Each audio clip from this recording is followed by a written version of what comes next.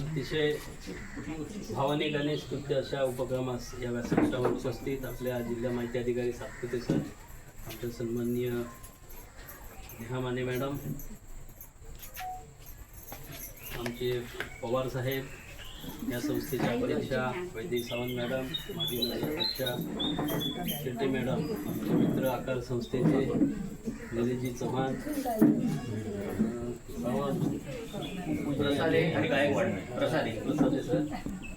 गायकवाड, समोर बसलेले महनीय म्हणतो की ज्यांचं योगदान इथे सुरू आहे आणि भविष्यामध्ये जे मोठं योगदान या उपक्रमासाठी देणार या सर्वांचं मी मनपूर्वक स्वागत करतो, अभिनंदन करतो. सर्वात प्रथम या संस्थेच्या अध्यक्षा वैदिक सावंत मॅडम यांनी आपल्या छोटेखानी प्रास्ताविकामध्ये त्यांच्या संस्थेची झालेली सुरुवात आणि या वृक्षाचा झालेला हा वटवृक्ष म्हणायला हरकत नाही, परंतु या वटवृक्षाला सुद्धा अनेक फांद्या फुटतील. आणि आज जरी आपल्या चौगले सरांनी ज्यांच्या चेहऱ्यावर सदा हास्य आहे, जो माणूस मोठं काम करतो, प्रामाणिकपणे करतो, निस्वार्थीपणे करतो, त्याच्या चेहऱ्यावर सदा हास्य असतं. एक उत्तम उदाहरण चौगले साहेबांचं आहे. हे हास्य कायम राहील आणि तुम्ही अनेक विधवा एकर निराधार महिलांसाठी त्यांच्या चेहऱ्यावर हास्य निर्माण करत आहात. त्याबद्दल तुमचं हास्य तुमच्या कुटुंब, तुमच्या मित्रपरिवारांच्या चेहऱ्यावर सदा हास्य राहील अशी मी आशा बाळगतो. आज सुरुवात झाली आहे. एक खोली आपण दिलेली आहात. 2 भगिनी, ताई, आई, माई, अक्का ह्या आपल्या सर्वांच्या त्या दोघी आज इथे प्रवेश राहणार आहेत. मी वैदिक मॅडमना बोललो की आज गडबडीत असलो तरी आपण इथला येऊ, इथे त्यांच्याशी मनसोक्त गप्पा मारण्यासाठी वेळ काढू आणि त्यांचं विधवा हा शब्द टाळता विधवा या शब्दालाच आपण वेटेज देणार आहोत. विधवा आणि आजपर्यंतच्या समस्यांचा ज्वालाग्नी विझवा असं मी म्हणेन की आज तुम्ही बंधमुक्त झाल्यात. एका नव्या आयुष्यात, नव्या पर्वामध्ये आपण प्रवेश केलेला आहात आणि इथून पुढे बंधनमुक्त झालेला आहात. आणि मी संस्थेलाही विनंती करेन की आपण आपल्याकडच्या निराधार महिलांना काही कोर्सेस देऊ, रोजगार निर्मितीसाठी किंवा त्यांच्या हातून काही काम करून घेऊ. पण आज या वयोवृद्ध, शारीरिक आणि मानसिक दृष्ट्या थकलेल्या यांना कोणतंही बंधन घालूया नको. त्यांना जसं स्वानंदी स्वच्छंदी जगायचं तसं जगू दे.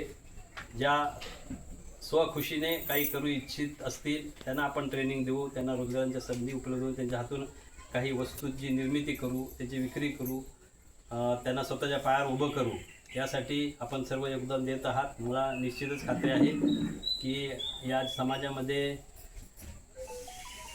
हाहाकार, स्वैराचार, भ्रष्टाचार, एकमेकांबद्दल द्वेष भावना दिसते आपल्याला.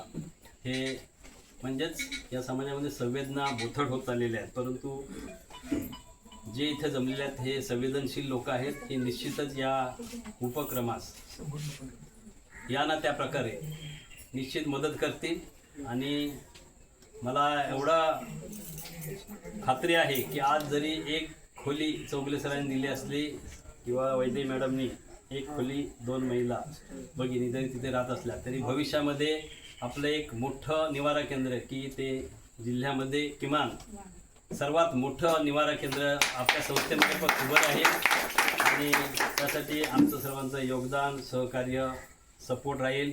आपले प्रयत्न तर आहेतच, परंतु जो निस्वार्थीपणा आणि धडपड जी तुमची आहे ती निश्चितच नावारूपाला येईल. आणि मी म्हटलं त्याप्रमाणे एक मोठं निवारा केंद्र भविष्यामध्ये उभं राहील आणि अनेक महिला भगिनी या निवाऱ्यामध्ये अगदी मानसिकदृष्ट्या, शारीरिकदृष्ट्या जो काही आजपर्यंत भोगलेला त्रास आहे त्यापासून मुक्त अशा स्वच्छंदी आनंदी जीवन जगतील असं मला वाटतं. मला भीमराव पांचाळेंची एक गझल आठवते. 1000 दुःखे मनात माझ्या, 1000 जखमा उरात माझ्या, असे वसंत सभोवत आली, ऋतू निराळाच आत माझ्या. हे असलेलं उत्तम उदाहरण ह्या महिलांचा आहे, परंतु आजपासून बाहेरही वसंत आणि आजही वसंत ऋतू तुमच्यामध्ये असेल आणि ते कार्य आमच्या हातून सर्वांच्या हातून घडो अशी मी सदिच्छा व्यक्त करतो आणि या सर्वांना पुनश्च एकदा शुभेच्छा देतो. आणि मला वाटतं आपण विधवा महिलांसाठी जो हळदी कुंकवाचा कार्यक्रम घेतला तो आपण आपल्या पंचायत समितीच्या हॉलमध्ये पहिला घेतला. वैद्य मॅडमने आमच्या पुढे प्रस्ताव मांडला, मी लगेच त्यांना होकार दिला, हॉलची उपलब्ध करून दिली, तो कार्यक्रम झाला. त्यानंतरही आपण काही कार्यक्रम त्या हॉलमध्ये घेतले आणि भविष्यातही अनेक कार्यक्रम या संबंधी किंवा आपल्या संस्थेमार्फत होतील. तर मी सर्वांना ग्वाही देतो की आपल्या प्रत्येक कार्यक्रमाला आमचा पंचायत समितीचा हॉल हा सदैव उपलब्ध असेल आणि जे काही आपले मनामध्ये संकल्पना आहेत की यांच्यासाठी आपण काही रोजगाराच्या संधी उपलब्ध करणार, काही इतर शासकीय योजना यांना जर त्याचा फायदा देणार असू तर त्याचे काही अर्ज वगैरे भरायचे असतील त्यावेळेस मी माझा स्टाफ तुमच्या मदतीला देऊन आपण 1 दिवस 2 दिवस काय असेल तो आपल्या हॉलमध्ये कार्यक्रम करू. माझा स्टाफ तुम्हाला मदत करेल. त्या दिवशी आपण अनेक महिलांचे अर्जसुद्धा भरून घेऊ आणि अनेक महिलांना आपण पायावर उभं राहण्यासाठी आपला प्रयत्न राहील. पुनश्च एकदा शुभेच्छा देतो. इथेच थांबतो. जय हिंद, जय महाराष्ट्र.